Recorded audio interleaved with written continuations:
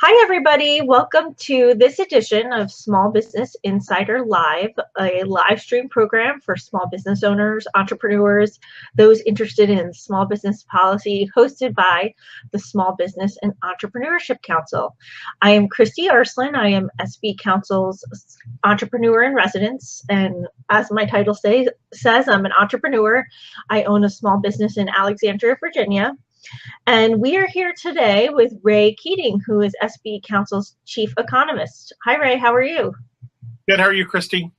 Good. And Ray is the recent author of a analysis that was released last week during National Small Business Week that talked about the state of entrepreneurship and small business. So we're going to talk a little bit about that today and also talk about the jobs numbers that were released earlier this month. So Ray, I'm going to kick things off. We celebrated National Small Business Week. It's the week that we talk about the contributions of small business to our economy. We highlight their role in innovation.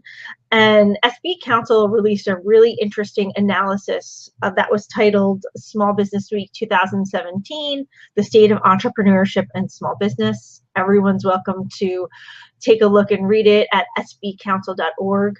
And it examined three key measures of entrepreneurship and business activity. But one of the most, I think, surprising findings was that, unfortunately, it showed a significant decline in entrepreneurship. And so would love to hear from you about what were the three key measures that you looked at and what were some of the findings?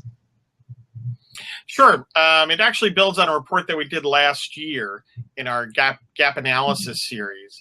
And what we did this time around was numbers were updated. So we looked at incorporated self-employed, unincorporated self-employed, and employer firms. So those are the numbers that have been updated recently.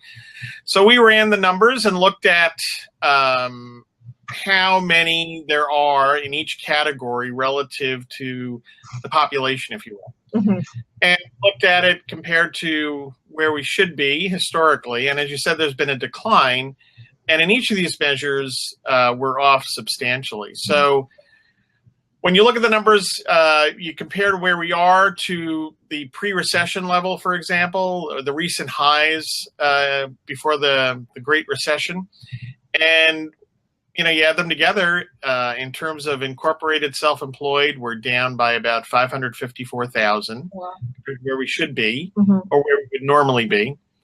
Unincorporated self-employed, which is a bigger universe, and it arguably is more important in terms of capturing that, the early level of entrepreneurship, people just getting started, coming out of the gate, if you will. 2.2 million we're short there. Wow.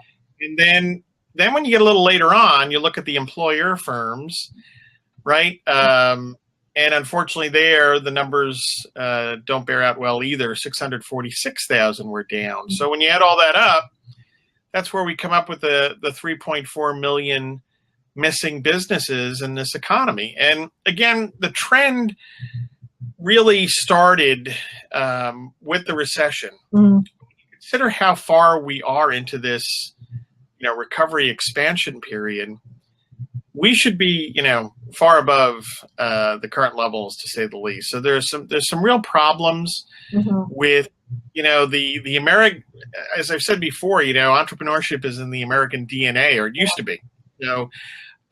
When you look at these numbers, there's some real concern, and it's not just about the economy today, but obviously when you look at self-employed numbers, employer firms, these are the firms of tomorrow as well. So we've got our work cut out here, I think, to really turn around entrepreneurship in this country. Yeah. So do you think that some of the work that's being done to help improve the entrepreneurship ecosystem will help in terms of driving people to start small business? Are there other factors you think that maybe have kind of caused this, decline in people entering entrepreneurship? Yeah, there's, that could lend itself to a much longer show in terms of discussing the possible reasons. I do think public policy comes into play, but there are some positive indicators. For example, when you look at higher education today, there are far more entrepreneurship programs than there have ever been before. I mean, it's not even, you look, school after school has a program in entrepreneurship. Get your bachelor's, get your MBA. I mean, I used to teach innovation and entrepreneurship to MBA students. So I think that's certainly a positive. I think the direction that we're starting to see the change, not just in terms of policies with the new administration and the new Congress, but also there's a change of attitude. The 8 years of the Obama administration were not kind in terms of the attitude towards small business. It was a fairly hostile environment in terms of, rhetoric and so on, and never mind the regulatory policies and the tax policy. So I see a turn there coming in Washington, D.C. When you get out in the States, we do our small business policy index where we rank the states for their climate for entrepreneurship and small business, and you can get that on SBEcouncil.org, by the way. I think you're seeing more of a recognition that while there are always going to be these programs where, states dole out money to this company or that company, I think there's a growing recognition that we have to create an overall environment that works for entrepreneurship to flourish. So you are seeing some states, move in the direction of reducing their tax level, for example, looking at regulatory reform. So I think there are some positives, I know one of the, obviously we're trying to make moves in the right direction on tax policy, obviously, healthcare, regulatory reform. We just did a segment in last week's Small Business Insider Live about access to small business credit. And that segment talked a lot about there's a big gap in terms of small business ability to access loans and credit, which I think could be a factor in people not wanting to, or people being unable to start a business. It'd be great to learn how many people in the missing business, in those missing businesses are those who wanted to start a business but hit some barrier that, basically left them turning away from entrepreneurship. You're absolutely right. And when you look at, we've looked at those numbers in terms of small business loans, the value of small business loans, those have not recovered to the pre-recession levels. Angel investment, those levels also have not recovered to the pre-2008 level. So those are, I think you're absolutely right with that. You see venture capital has bounced back, but today venture capital really is for firms that are later in the process. It's not, the startups and the early stage companies, but there has been some recovery there. But even last year, even on the venture capital front, you saw a decline in venture capital investment in 2016. So I think you're right. There's the governmental end of things, as we talked about. There is the access to capital end of things. Positives there are, crowdfunding and options like that. So technology, once again, is providing the tools for entrepreneurs that they didn't have before. So hopefully, that is at such an early stage, but you see it growing. So that's certainly a positive. There's I talked a little bit before about the attitude coming from, maybe the administration, education. There's a cultural aspect to this. And that's, again, United States, one of our competitive advantages in the international marketplace is our entrepreneurship. So I think that's important to reinforce that, because it is something that can go away.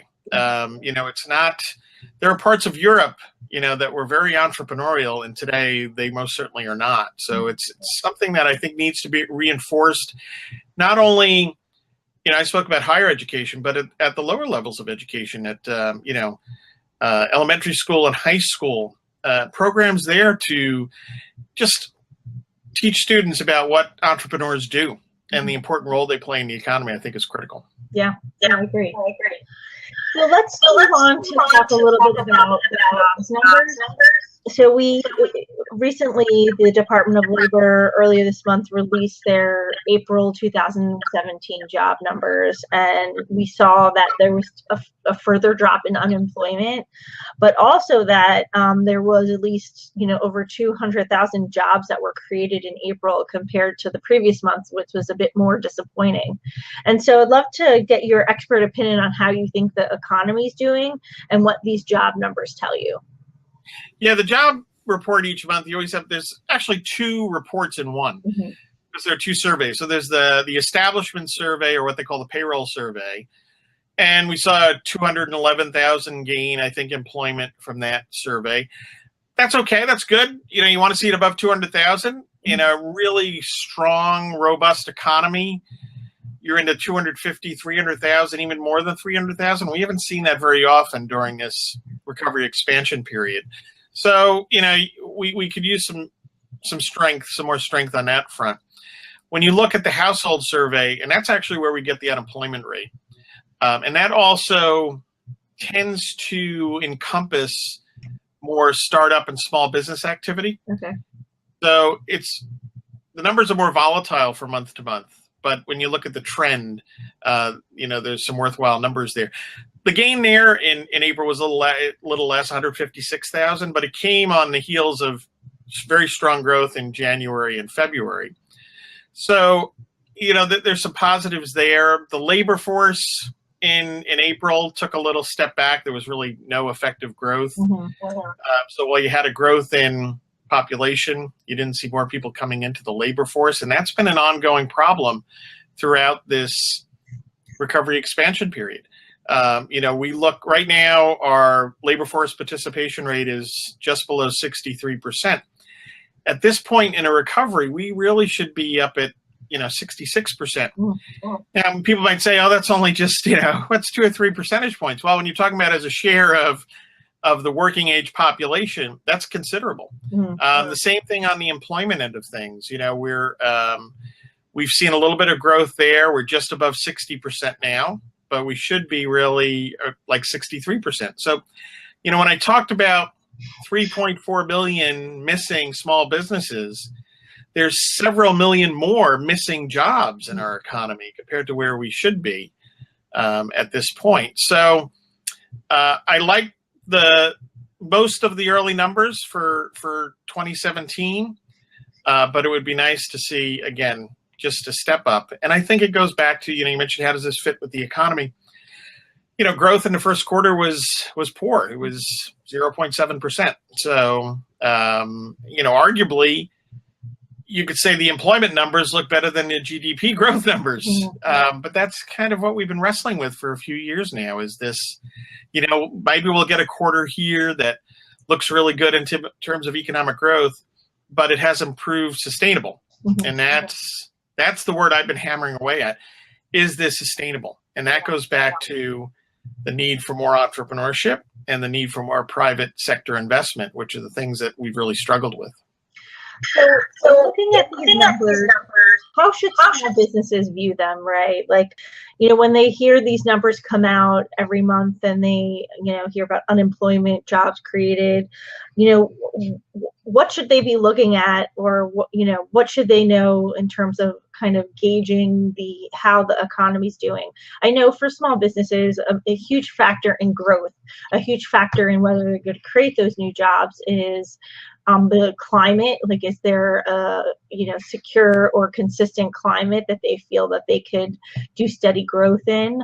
And then, of course, I think we have some big issues coming down the pike, like taxes, that will make a big difference in some growth decisions for businesses. But when they hear these numbers, what should they be focused on, or what should they think? Yeah, and it's chicken and egg thing in many ways, right? Well, the jobs numbers are important to, again, GDP numbers, jobs numbers. What you're looking for, are these clear signals that we're getting some strong growth and it's sustainable? So, if you're getting that signal clearly, then, as you said, you can make some decisions and possibly invest and expand your business. So let's take GDP first. The underperformance in growth continues. We get a good quarter here and then a couple of bad ones. So it doesn't surprise me that, small business owners are looking at that, and, many of them are still keeping their powder dry in terms of decisions on expansion and investment. Mm-hmm. The jobs picture, there are three aspects of that, right? It's another measure of how well is the economy doing, but also, as say you're in a retail business, you want to see people getting jobs, so they're out there, earning income, and they're going to come and buy your products. So you're using it as a gauge from that perspective as well. And then also you're looking at it as, all right, I'm thinking of hiring. What's the job market like? Is it going to be difficult for me to find the people that I need? Mm-hmm. Easy, hard, etc. So you've got to, hopefully these numbers can at least, improve your knowledge in terms of making decisions. Yeah. Great. Well, thanks so much, Ray, for taking the time today to go through the state of small business and entrepreneurship. Again, everyone can find that on sbecouncil.org if they would like to take a look at Ray's analysis and learn a little bit more about the 3.4 missing businesses out there. And then again, of course, we appreciate your input on the jobs numbers. We'll be sure to talk to you next month when the new ones come out so we can see how things are going for our economy. Again, please take a look at SBE Council. Not only do we have this report, we have a lot of other great analysis on different policy issues like taxes and healthcare and regulatory reform. Ray writes a lot of those, giving you great input on how those will impact the small business sector. Feel free to consider following us on social media, such as Facebook and Twitter at SBE Council. We host Small Business Insider Live every week, every Thursday at 1:30. Talking about an array of topics. So we hope that you will join us again next week. Thanks again, Ray. Appreciate your time. Thanks. Appreciate it, Christy. Take care. Thanks.